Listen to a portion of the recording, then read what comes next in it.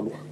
Ceux qui me connaissent savent que je ne suis pas là pour que l'on me dicte la conduite à tenir.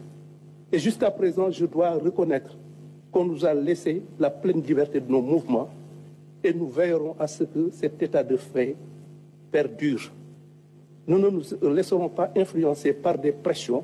Les choses sont lentes ou pas, la justice fera son travail dans le respect des principes, de ses prérogatives et dans le rythme et suivant le rythme qui lui convient. C'était juste ce que j'avais à dire. Je vous remercie, M. le Président. Merci, M. le ministre de l'Économie. Mais nous n'avons pas trouvé ces ressources dans les caisses, ou alors une bonne partie de cette somme, lorsque le président Diomaye prenait fonction. Les responsabilités devront être situées, le ministre de la Justice en a parlé, de tous ceux qui ont eu à jouer un rôle.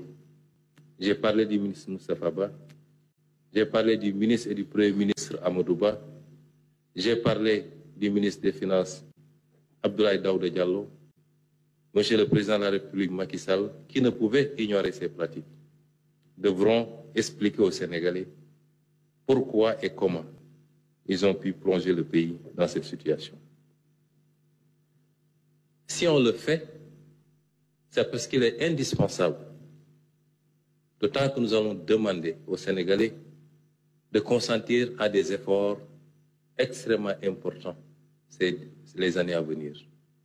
Le ministre de l'Économie en a abordé certains, sur la subvention, sur la fiscalité et sur beaucoup d'autres aspects. Vous ne pouvez pas demander au peuple de faire ces efforts sans pour autant que ceux qui sont les auteurs de ce carnage puissent venir justifier devant ce même peuple leurs actes. Et c'est extrêmement important. Mais je ne voudrais pas terminer sur une note négative. Je veux parler au peuple sénégalais.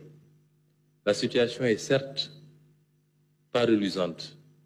Nous nous y attendions, même si ce qu'on découvre dépasse l'entendement. Mais elle n'est pas irrécupérable pour autant.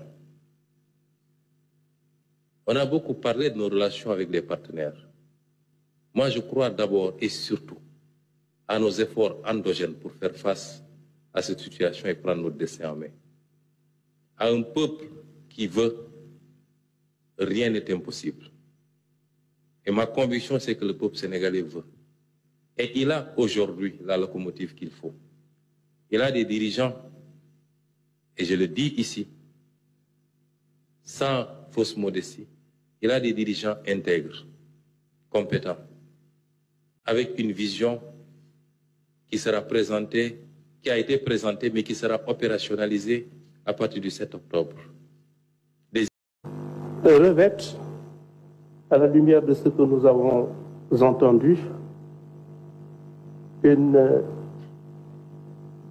ces faits sont d'une gravité certaine et semblent revêtir une qualification pénale que les autorités judiciaires compétentes saisies vont devoir déterminer au moyen d'investigation qu'elles jugent appropriées.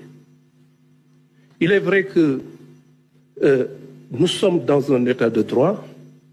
Les deniers publics, dans le cadre de l'agencement juridique du pays,